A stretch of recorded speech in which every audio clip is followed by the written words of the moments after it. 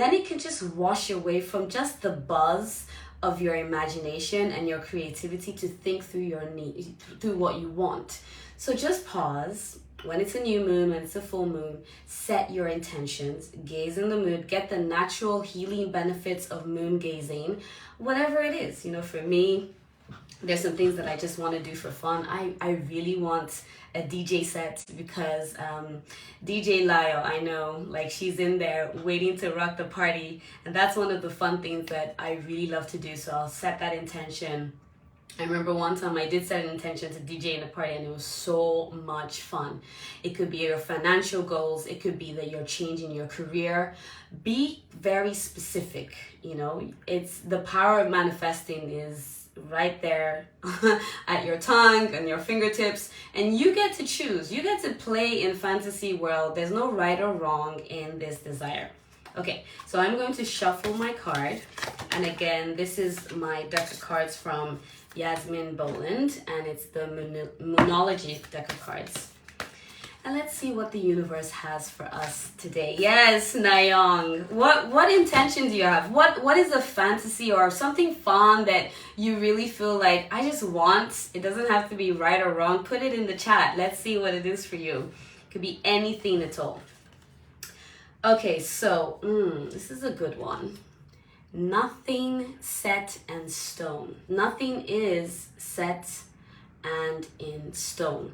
So sometimes we are in perfection mode, you know, and we're sort of busy. We start the day and it's all the things on our to-do list, right? And then something happens. This morning it happened. I had everything ready on my list, and then all of a sudden I got a phone call from my son. He smashed his phone. And my mind just was going everywhere, and he was in a bit of a panic. And it's as if everything that I'd set for the day just went out the window. And you know, the interesting thing is that when you are in present moment awareness, and this is what we call mindfulness, you get to pause and you get to say, okay, you know, I've got to be flexible today. Nothing is set in stone. This can also happen with your career. It can happen in relationships. We have this ideal sort of timeline that we've created for our lives where it's, okay, I'm going to have this and I'm going to achieve this by this time and this is going to happen. And of course, life throws us these curveballs, and it can really, really devastate you if you don't feel prepared. So the idea of thinking that nothing is set in stone is about living in flow. When you're in flow and when you're in balance, anything can come your way. And there's a sense in which there's a groundedness that you have that doesn't shake you. And oftentimes, you know, when you're in that place, you can feel discombobulated, confused, unsure of yourself. You can even struggle in your self-confidence because you just don't know where you're going or how things are going to pan out. And in those moments, just pause. Pause and say to yourself, it is okay that I am in this place. Nothing is set in stone. My intentions and my manifestations that I would like, but life isn't linear. It's okay that right now everything isn't as I'd want it to be. Yes, you know, it's perfect for you right now. I like that, Nayong. Living in flow. It's perfect for you in this moment, right now, and right in whatever situation you are in the exact right place that you're supposed to be. If you open your hearts to this and open yourself to thinking that, you know what, maybe my Dharma, Dharma is about purpose. And I love Sahara Rose. She wrote a book, Finding Your Dharma. And she uses this example where you're driving on the highway and your Dharma is at the end of this highway, right? But then sometimes you might deviate and say, ooh, I see that exit over there. That person told me that that career is awesome. Maybe I'll go and do some engineering, or maybe I'll just do some IT, which is exactly what happened to me in my culture. It's changing, of course, but it's you're a lawyer, you're an engineer, or you're a doctor, right? And in my soul, I knew that something else was calling me. But I thought, I want to be that doctor. I want to be what everybody else might expect me to be. So I did. I did it for a year, and I realized I'm too much of a party animal to do medicine. Like, it was beautiful. I enjoyed it, but I was like, this is not me. And I kept going on the exits. Then it was like, okay, if it's not being a doctor, then most of my friends were engineers at the time. So I thought, okay, let me do something computer-based because that's where the money is. So I went on the other exits, went off my highway of my dharma, of my purpose. And I was off, trying to do IT. Yes, I do have a practical, logical mind, but it wasn't working for me. And guess what? I ended up in counseling because I was so misaligned with myself. I struggled with depression. I struggled with deep anxiety, and I just felt lost. And it is in counseling. I sat with this woman and she just had this empathy and understanding for what I was going through, and just lots of things got unblocked. And I was like, that's what I want to do. I want to do healing. I want to be a psychotherapist. And I changed everything. Luckily for me, I really thank God. If we're thinking about luck, we're saying that luck is where preparation meets opportunity. So it's okay that we go on these little exits because it prepares us to come back on the highway. So we go on straight to whatever that dharma is, whatever our purpose is, whatever that calling is. And it's not necessarily a career. It is just the essence of who you are, the gift that you bring to this world. And so when you get back on that highway and you get aligned, now with my clients, a lot of times they are misaligned, whether it's in their physical bodies where there's ailments and sicknesses. It could even be something simple like a deficiency of some kind of nutrient, which is triggering depression. Or emotionally, their blocks, their traumas from the past, their soul wounds. It could be soul wounds of rejection. It could be abandonment. It could be betrayal. It could be injustice. It could be humiliation. These wounds can be triggered even in present day and affect you and stop you from being on that highway, on that sense of your dharma and purpose, right?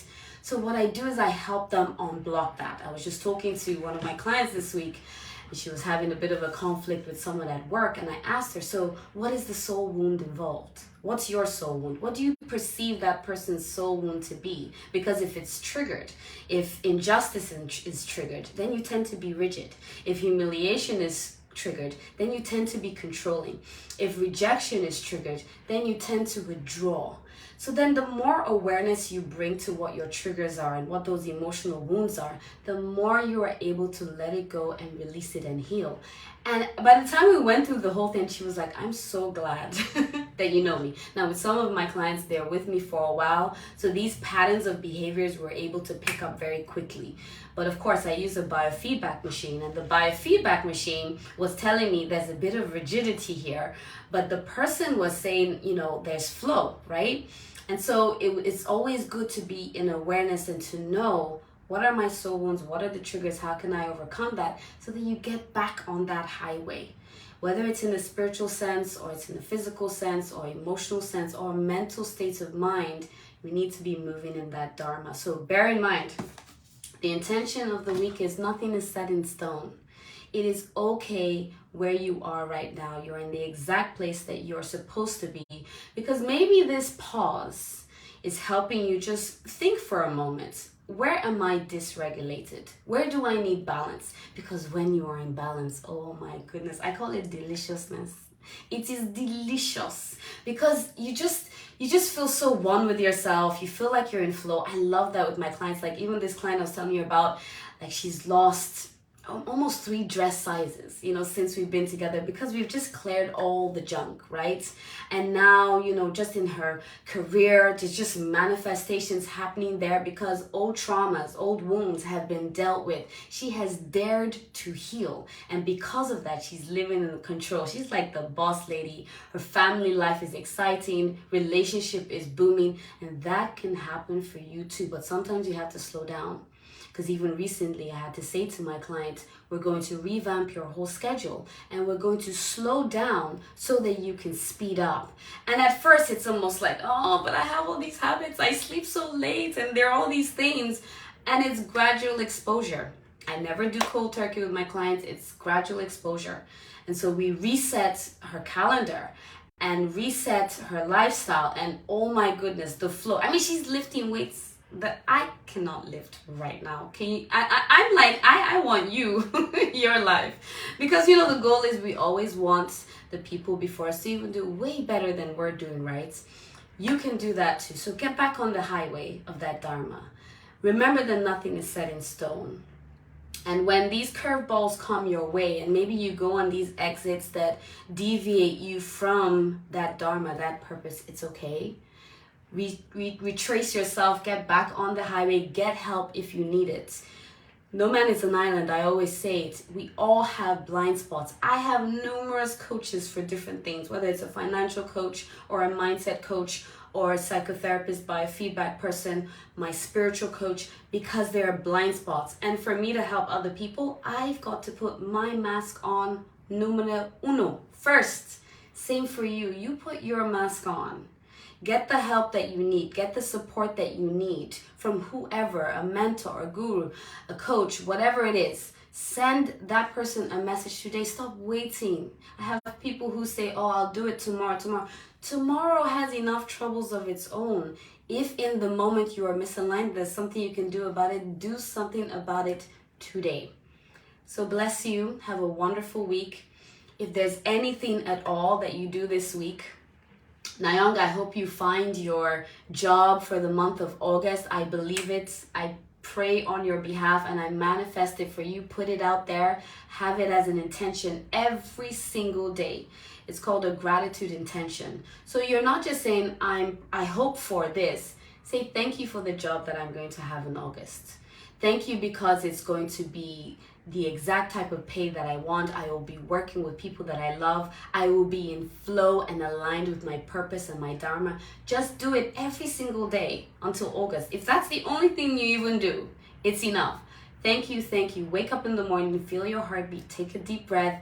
Thank you for this beautiful job that I'm going to get in August, the beautiful people I'm going to work with, how I'm going to flow in my gift, because that's what you want. Because when you are in Dharma and you're flowing in your gift, oh my God, going to work every day is a dream, because you're just like, I cannot wait to go and do my dream, right?